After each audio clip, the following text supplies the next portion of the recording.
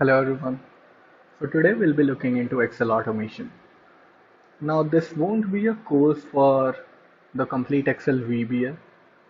Instead it will be a way to tell you how you can approach the Excel automation, how you can use the inbuilt macro recorder to help you perform certain actions, and how you can make little tweaks into the code that it produces to make it your own. So let's get started. Now the first thing you'll need is to actually enable the developers tab. By default, it will be disabled. And to enable it, you need to go to File, you need to go to Options, then go to Customize ribbon, and here you'll see Developer. Just check it, and there you go. So, like, what kind of automations can you actually perform, and why do you need it? So, let's say you have, like, you are handling a product company where you have some data coming into you every month or every day for that sake. Now, if you have something like this, it's a 300 line file, okay? So if you have something like this, and the data may be even larger, so you don't want to go to Excel every time, click import, and then import that text file onto Excel every day, over and over again. You don't want to apply the same kind of justification, borders, formatting onto it every day, right? Instead, what you would want is that there's something present that actually does it all for you at once, and that's what we're going to look into. But before that, what you need to understand that like automation isn't present in Excel only. So, for example, if we are right now in Notepad++, okay, and if you see that if I'll give you a short example of automation right here that it's it's useful in Notepad++. So let's say what we want is that okay, I want to copy these two lines. I want to copy them.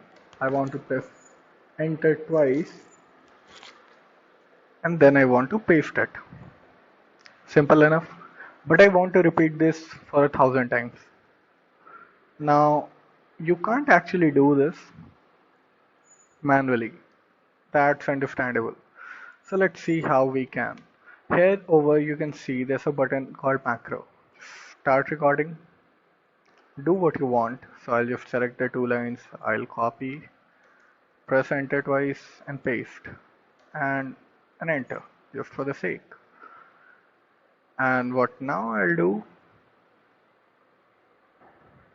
is I'll stop the recording. Now if you click playback, it will do the same thing for you. It's once, twice, and you see you are doing the same thing, but I told you like even clicking playback 1,000 times is not feasible. So what you can use, you run a macro multiple times. Just go here, enter 1,000, click run, and there you go. So you're copying two lines and adding another two lines, so that makes 4 lines, and you ran that for 1,000 times. So now you have a file with 4 lines, 4,000 lines of code. And this is a simple way that you can actually perform few things in Notepad++ itself. You don't even need to perform them manually. So now moving on to this data, and what our focus is in the first part, that we'll see how to import this data into Excel and how to make a chart out of it. So by default, what will you do? If you had to do it manually, you go to data, you'll select from text. Okay, import. Yeah, it's delimited and it is comma delimited. So there you go, finish, and you add it to a new worksheet, right? Now let's say what I want is, okay, so what I need is that I'll select all of this and do some pretty formatting, right? So I'll select these, I'll select Control Shift End by the way, so that gives you to the last line your data is. Now that everything is selected, apply the basic formatting to it. Add a border and let's say you make it a specific color. Don't want to, let's say, okay. So just for the sake, let's make it into a table. So Control T, your table has headers. And yes, I want to remove the connection out of it. So there you go. You have your table, you have it all, and it looks pretty fine, right? Next thing you do, you wanna insert a chart. So you'll select this whole, go to recommended, sorry, I selected everything, but okay. Control Shift N, go to recommended charts. You'll go here, you add a chart, you move it here, and something. Maybe you go to design, select a design, and there you go. I mean, let's say this is what basically we want to do. Now, how much time did it take me? Maybe 20, 30, or 40 seconds at max. I'll just delete those, and there you go. You import and you create. How much time was that? 5 seconds max? Right. And kind of that's the power you get when you use automation. And this is just scratching the surface. So let's see how to do this. Um, After you've enabled the developer tab over there, you'll see this. So this is a recording button. Once you press this, it will start recording just like I showed you in Notepad++. So what you do is that you press the record button, you perform the actions that you want, and then you end the recording by clicking here again. Alternatively, you can use record macro and then stop it again. So just for a quick example, what I'll do that, okay, I'll start the recording. It will be macro 6, let it be. And I'll enter something. There you go. Press enter and that's it. I'm done.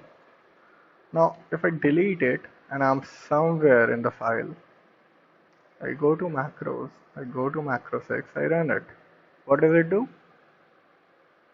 It enters the same thing I entered there.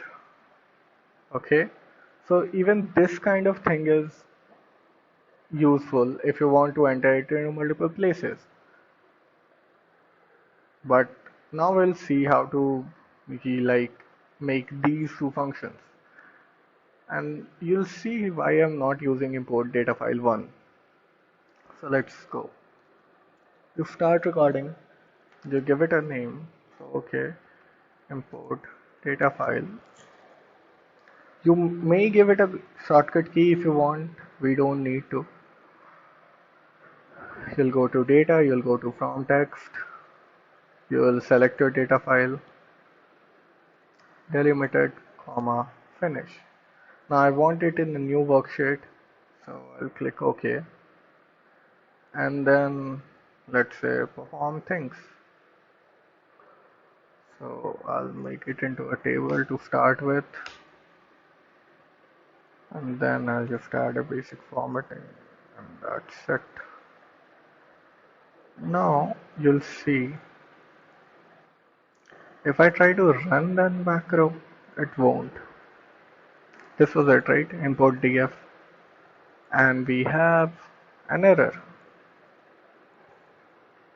See, this will happen whenever you will try to record a importing macro, which imports something. So as you can see, when I got the error, which was this, okay. So you need to press debug instead of end or help. Just press debug. It will open your Visual Basic Editor and it will tell you where the problem is. So I can see the problem is in command type 0, okay. And why is this? Because if you'll go to the official website for this, you'll find that whenever you are trying to, the long answer is whenever you are trying to record a macro and if its command type is 0, then it will output a query table instead of actually your data, but I guess the short answer is just remove it. Okay, so that out of the picture, just click play again. And do you see something? We have this, right? Sheet 32 right there. If you want to see it again, I'll show you. Just a second. So, okay, we are in port DF. I click play and that's done, right? But see, here's the problem. Whenever you play that thing, it adds a new sheet and like sheet 32, sheet 33, whatever. In your case, it may be 2, 3, 4 or something. But when you have a variable sheet name, it will be difficult for you to do anything, right? Because let's say your address keeps changing, then how will you understand where to deliver a package? And that's why whenever we make these, what we actually want is that our tab should have a definite name, just like here. So if it's macro collection, what I want that my data file should have a sheet name of data file. Okay. So going back up, I'll show you. See, if I click import file to, what it does the same thing. It brings in the table. Other than that, what it did, it added a space between all of the columns. So that's the only difference here. But other than that, it added it into a data file tab. So it's not variable anymore. No matter how many times I click, it will add the same. So now I know my address is fixed. And how did I do it? So, okay, you can just go from here to, if you'll see, like this is the one that initially is created, okay? Data file, this was the one that you see here. So if I click this, it will add in sheet 37.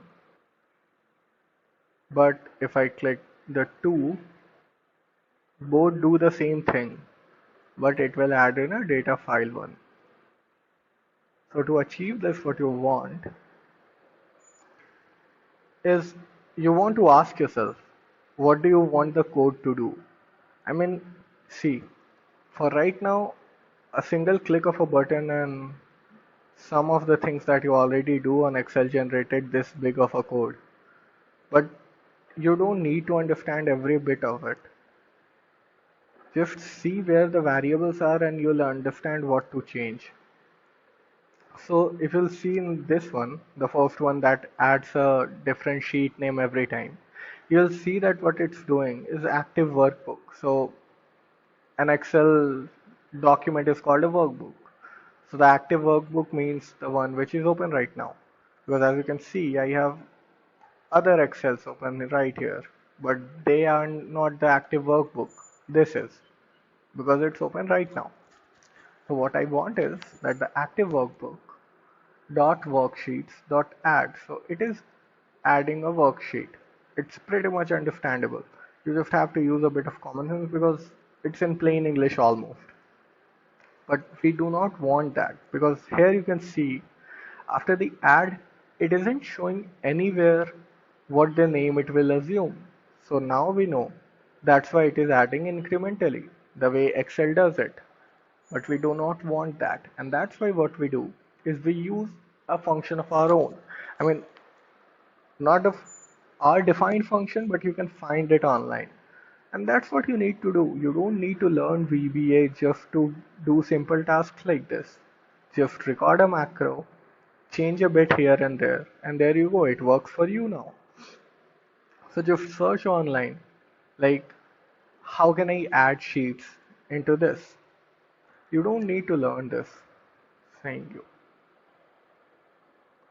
So just if you go here and you search, so try to start with this VBA and add sheets with name if you want, okay? And probably in the first, second one, you can get that. So see, in this website, it is showing that, okay, if you write this code, it will add a sheet. But if you want to add a sheet with name, you need to use this code. And that's what we want, right? So this is the code here. Sheets.add.name, and what the name I want? I want data file. Now another thing you must understand that it adds a worksheet, as well as when it does add, it makes it active. So because this is doing with active worksheet. So with active sheet, you need to understand that when it's adding the sheet, it's also making it active. What active means, let's say you have 3 sheets. Right now, this is the active one. So if I run anything in the macro which says with active sheet, it will be run in this one. For example, you can see in macro 6. So what does it say? In active cell, whatever cell is active, it will add. See, whatever cell I choose and I run macro 6, it's adding because that's the active cell. The same thing we want with active sheets, right? So just go to this. I'm sorry. Yep. And there you go. You don't need to change anything else. All you did change was you added a name onto it and you made it active. The rest remains the same. And this works, right? It didn't affect how many other sheets were there. So you don't need to worry about this. Now coming to the second part. What do we want? We want to create a chart out of it. So last time what we did, we went to insert, we went to recommended chart after selecting this. So that's what you will do. You'll click record, you'll select this all, and then you will add a chart out of it, right? And this is something that it will give you. Now, you have to understand one thing. Most of the time when you are getting a error in VBA after trying to running a recorded macro, that error sometimes you won't be able to find the solution online. And I get that it can be a bit tricky, but you need to understand not everything that there is, it is there for a reason. So for example, if you'll see in this is the one I recorded and this is the one I changed. So if you'll see this, almost these many lines are missing from my code. So if you'll see active sheet.shapes, after this I am directly selecting the chart area, which is not here. Okay, and the reason is when you try to run this one, you get an error right over here, and that's because when you recorded it, it added the pivot table or the chart onto sheet 18 when I was recording it. But now that sheet 18 is no more there, no matter even if you change it, it is already cached in the memory. So you won't be able to remove this error. What you just do most of the time, just try to remove that line and it will work. So now if I call this create chart 2, you see we have this, we have a custom title, we have a chart, and we have a proper name. And again, just looking back into it, this is what we did. We added, we activated, and we removed a bit of the things from this one. And there you go, this works. Now this was very simple. Let's move on to something a little more complex. So let's say you are having an application where different supplier throw you data for items. So item number, item name, things like this, and when they are delivered. So if you'll see, okay.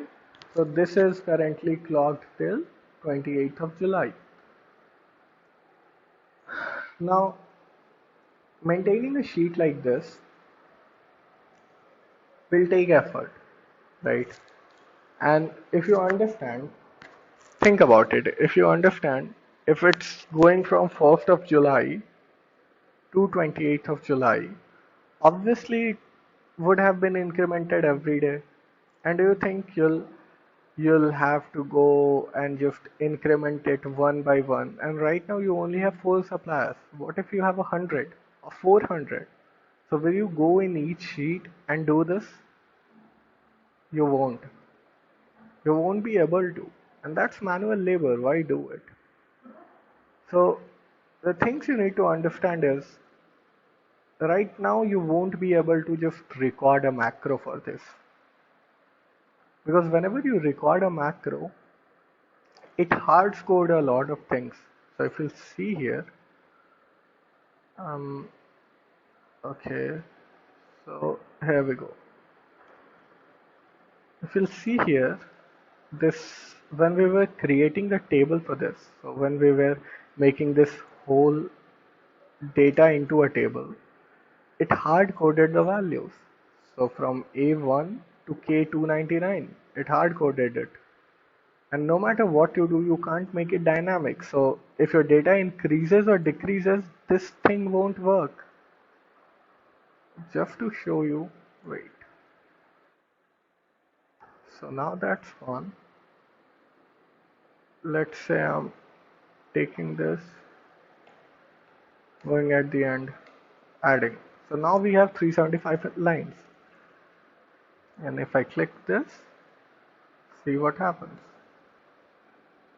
After 299, these are not formatted because it only recognizes till 299. And that's one of the demerits of macro recording.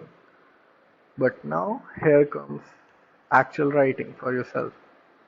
Let's close this. And okay, so now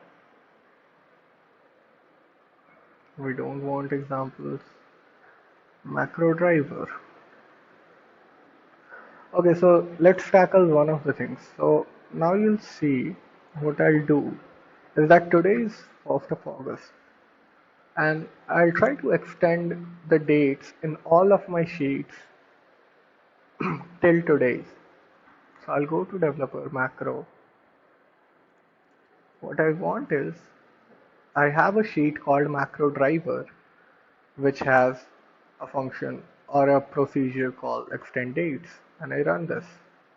And as you can see, in all of my sheets, it has been extended till 1st of August, and I didn't have to do a thing.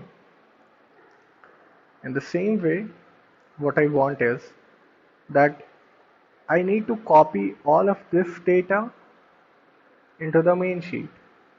And then based on this item number, I'll have to create a link to a website as well as a link to all of these sheets.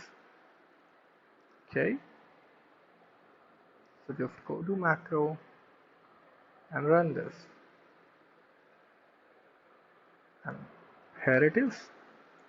So I have a link to which sheet it belongs. If I click sheet 3, there you go. I click supplier 4, it puts me back here. I didn't have to code any of this. If I click this link, it will open in the browser. Obviously, this website isn't present. This is a dummy website.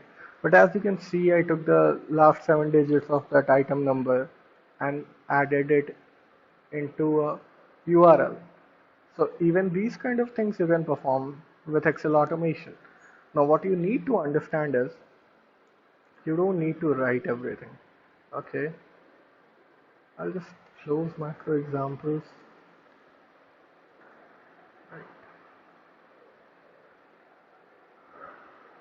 Okay. So now we have macro driver. Let's go into media. And let's see how did we extend the dates. Now you have to understand, to extend the dates, what logic do you want to go? The first thing you'll do is you'll loop over all of the sheets that are present. The second thing is You need to find the last date that is present, or technically the last column that has data, right? So if we see this, okay, perfect.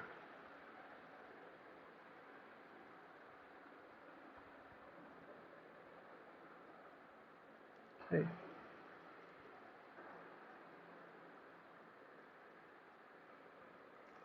So what we want is we want to go to the last of this, right? So when you press Control and arrow, it goes to the last column that has data. Okay. So we want to replicate this behavior. The second thing what we want to do, we want to do it for all the tabs at once. Okay. So there you go. You activate which workbook do you work with. You define some of the variables, and you can find these things online easily. And then, like for example, just search how to loop through all of the tabs in Excel, or how to create links to all the tabs in Excel. And you will find a code that resembles this. And then only you need to change what you want. So, okay, let's say I had a tab called links and summary and historical summary where I do not want this code to run.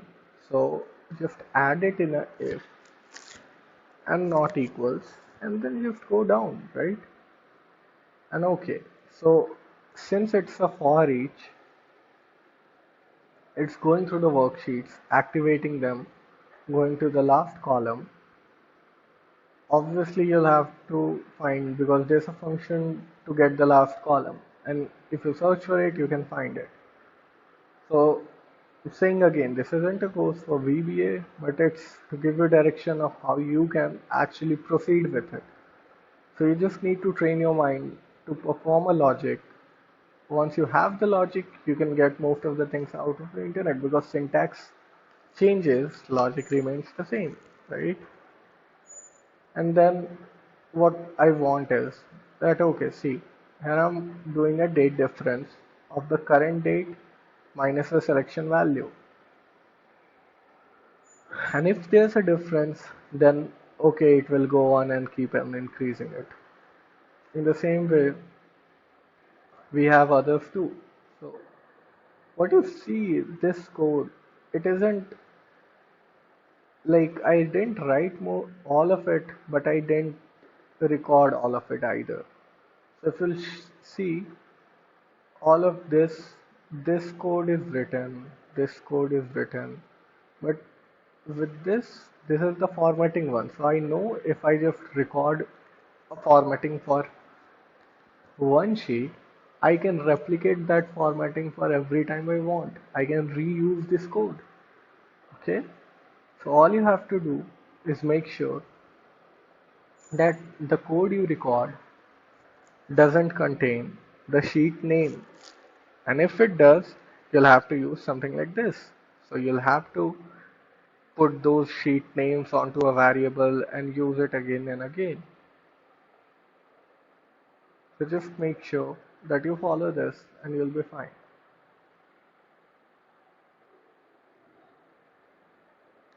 And there you go. So remember, try to think what you want to do, build a logic around it, find a syntax related to it or try to record it. But at that point of recording, just think to yourself, does this recording include any of the hard-coded values? For example, if you are adding sheets or if you are selecting a particular cell, that will always be hard-coded. So you have to go around that and put them through variables, and then you'll actually achieve what you want. So just keep digging in, and whenever you get an error, don't be afraid. So most of the times when you record, it adds some lines in the code that isn't needed. Yeah, you understood it right. Even the Excel recording isn't that perfect. So Sometimes you'll just remove the code and you'll be fine. So there you go. See you in the next video. Bye.